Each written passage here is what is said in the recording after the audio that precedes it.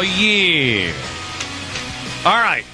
Yesterday, I told you about the Us Weekly magazine. Warning, you're going to find this downright sexy. I told you that the editor of this magazine, or the publisher of this magazine, also has Rolling Stone. He's a big Obama supporter. And the headline on Us magazine is Babies, Lies, and Scandal. Well, Fox News decided to get a hold of this guy and track down some of what did he mean by babies, lies, and scandal. Listen to this. I'm going to let it uninterrupted. I'm just not going to stop it because I think you two need to be left alone with this piece of audio. Well, Us Weekly, the magazine, is under some serious fire today for its new cover. The headline grabber, Babies, Lies, and Scandal, is what's causing all the stir. The story not only focusing on Sarah Palin, but also on the governor's 17-year-old pregnant daughter. It got a lot of attention. So did it cross a line? Here with us now, Bradley Jacobs, the senior editor for Us Weekly. Hi, Bradley. Afternoon. All right, so the problem that a lot of folks have about this, and I have to tell you we've gotten tons of email over this, is that the headline in and of itself, we'll start with this, it sounds like an attack. Babies, lies, and scandal? What are the lies? Actually, if you read the story, you will see it's actually very measured. It's a very even. I read the story. What are the lies? Actually, the lies that we point out are some of the liberal bloggers who were speculating that the daughter was actually had given birth and that there was a cover-up there. We were one of the few magazines that actually did call to task those liberal bloggers for the news stories over the weekend.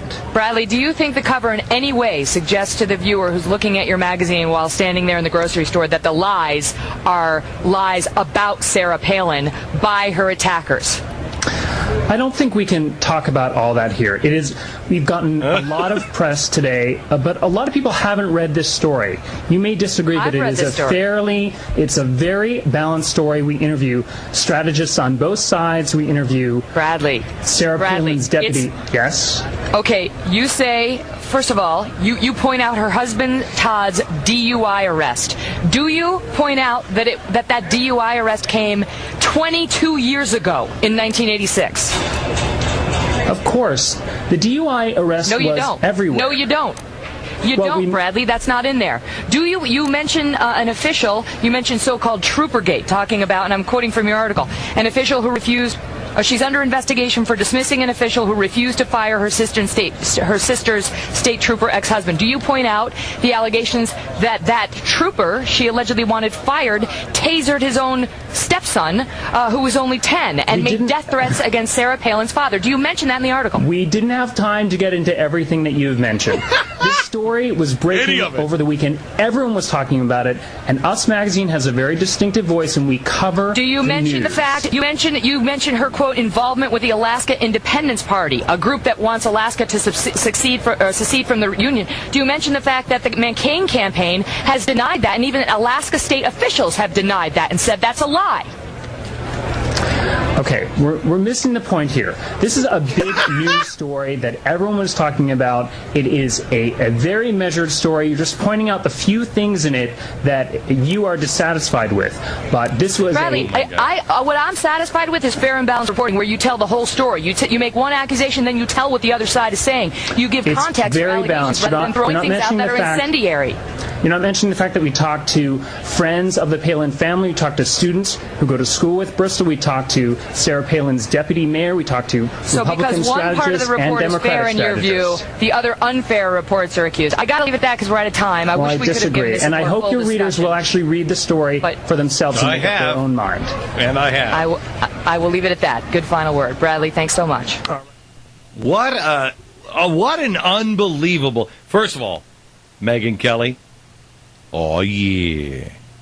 You go, girl. Oh, I wish I could do that Oprah thing with, your head. You go, girl. Because that's really what you need. I think we're missing the point here. Well, we didn't have time for all of those facts. All of the, how about any of those facts? My gosh. And by the way, I've read the article. The closest, in fact, let me see if I have it. I have it right here. Let me tell you exactly. You know, he says the lies. Well, those are the blogger lies. Stu, have you read the article? Yeah, as far as that. You read the article? Yeah. Here it is. Report circulated on online at Bristol 17 was the real mother of her parents' 4-year-old son Trig afflicted with Down syndrome. Parenthetically, the supposed evidence: Bristol's 5-month absence from high school for mono and photos of Bristol and her mom looking respectively pregnant and not pregnant. See box at right. Close parentheses. Those are the lies. That's them saying they're lying. See, because the word "supposed" was in it. And then it shows almost. What would you say? Well, yeah, if you shifted it over, a full page of the anatomy of a scandal. Question over these photos led to Alaskan governor's stunning admission about her teenage daughter Bristol. And it doesn't say anything. What started as internet rumor quickly built up steam as bloggers speculated Sarah was never pregnant with Trig, and Trig was really Bristol's baby.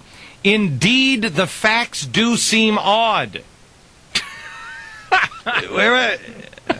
I mean, they put "supposed" in one thing. Yeah, and I hope they read it. You know what? I hope you write.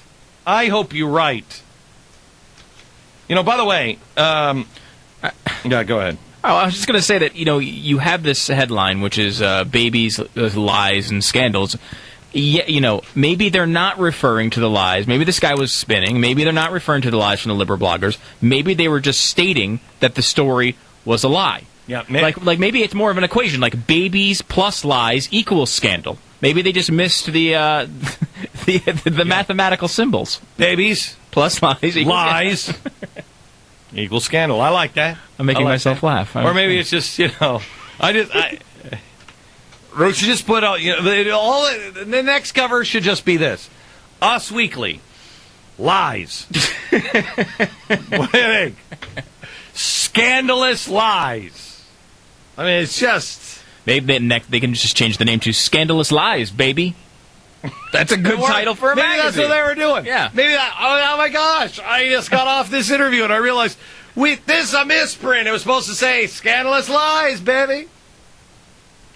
Wow, so misleading. I'm sorry that we got that wrong.